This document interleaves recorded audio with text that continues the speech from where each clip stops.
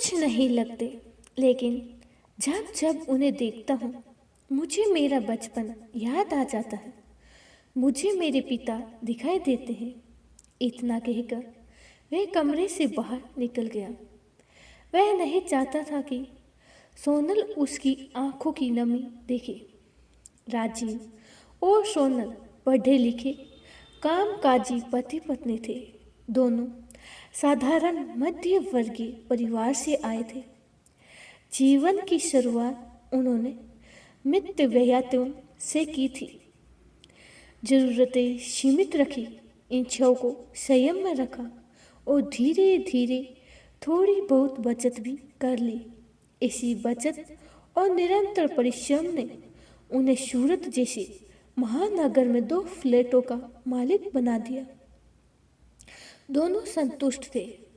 उन्हें लगता था कि जिन आर्थिक तंगियों के उनके जीवन से कभी रंग छीन लिए गए थे, अब उनके बच्चों को उन स्थितियों से नहीं गुजरना पड़ेगा।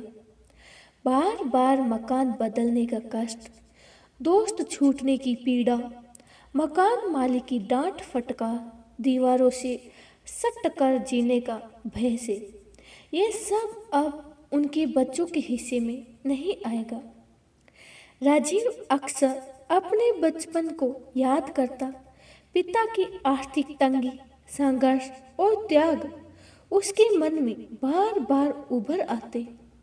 वह सोनल को बताया करता था कि कैसे शादी विवाह के मौसम में उसके पिता एक ही सूट पहनकर हर समारोह में जाते थे।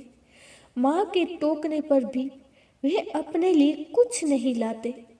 नया नया सूट, नए नए जूते और हर बार बस इतना कहते, अरे अभी तो कई साल और चलेगा। वह बिना किसी व्यक्तिगत सुख का स्वाद चखे इस दुनिया से चले गए। राजीव के मन में पिता की वह छवि आज भी जीवित थी। खैर, अब उनका जीवन अपेक्षाकृत आसान था। कम से कम अपने पिता की तुलना में उसने अपना दूसरा फ्लैट किराए पर देने का निश्चय किया और एक ब्रोकर से संपर्क किया। कई लोगों ने फ्लैट देखा, नया था, साफ सुथरा था, सबको पसंद आया, पर राजीव ने अब तक मिस्टर गुप्ता को किराएदार बनाने का निर्णय लिया। यह सिफारिश उनके मित्र राजेश ने की थी। राजेश ने बताया था कि गुप्ता जी का दफ्तर पास ही है और उनकी आर्थिक स्थिति ठीक नहीं है। इस फ्लैट में आ जाने से उनका समय और पैसा दोनों बचेंगे। परिवार बड़ा था, पति पत्नी, 2 बच्चे और एक वर्तमान पत्नी गृहिणी थी। बहुत शरीफ लोग थे, राजेश ने कहा। राजेश की बात सुनते ही राजीव ने आंखों में अनायास ही अपने पिता का चेहरा उभर आया।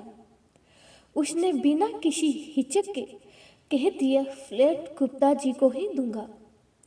जब उसने घर आकर ये बात सोनल को बताई तो उसने आपत्ति जताई। परिवार बड़ा है, बच्चे हैं, हमें ब्रोकर द्वारा बताए गए मिस्टर मिसेज पटेल को दे देना चाहिए था। छोटा परिवार है, दोनों कमाते हैं, फ्लैट भी खराब नहीं होगा और किराया भी समय पर आएगा। पर राजीव अपने निर्णय पर अडिग था। सोनल, मकान उन्हें ही दूंगा। सोनल ने पूछा, क्या तुम उनसे मिले हो? राजीव बोला, 1-2 बार, बहुत सज्जन व्यक्ति है। किराया तो दे ही रहे हैं, कोई मुफ्त में नहीं रहेंगे।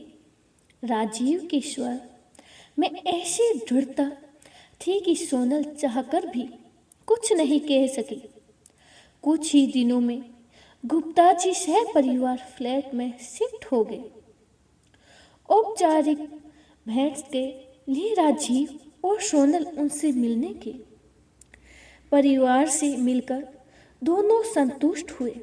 राजीव ने बच्चों के सिर पर हाथ फेरा और कहा, पास में ही पार्क है, वहाँ खेलने जाया करो।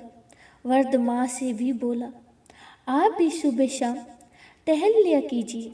सोनल ने महसूस किया राजीव का उस परिवार से जुड़ा सामान्य नहीं था, पर उसने कुछ नहीं कहा। समय बीतता गया, सब कुछ सामान्य था, बस किराया अक्सर तय तारीख से कुछ देर से आता। एक दिन सोनल ने सहज सा प्रस्ताव रखा, सुनो, इस बार गुप्ता जी का रेंट एग्रीमेंट रिन्यू न करें। मेरी कंपनी में नए अकाउंट आए हैं।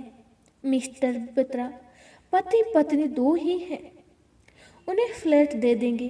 राजीव असहज हो गया।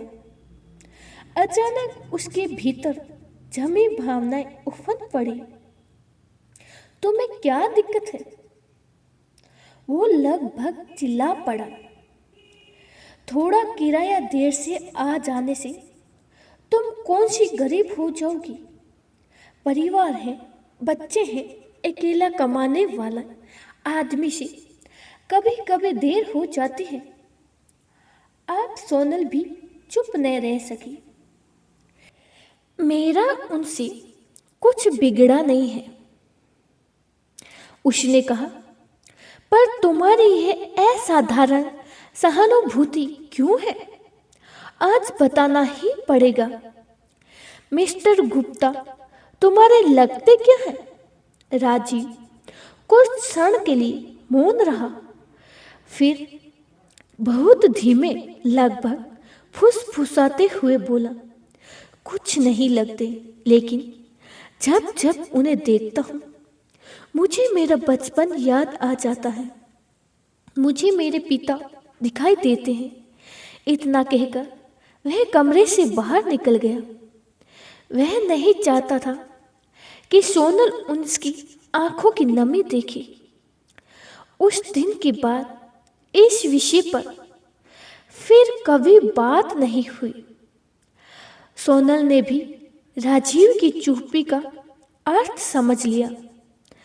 अब जब भी किराया कुछ दिन देर से आता, वह बिना कुछ कहे चुपचाप रख लेती। अक्सर वह बालकनी से नीचे देखती गुप्ता जी अपनी माँ का हाथ थामे धीरे धीरे टेलते और लौटते होते।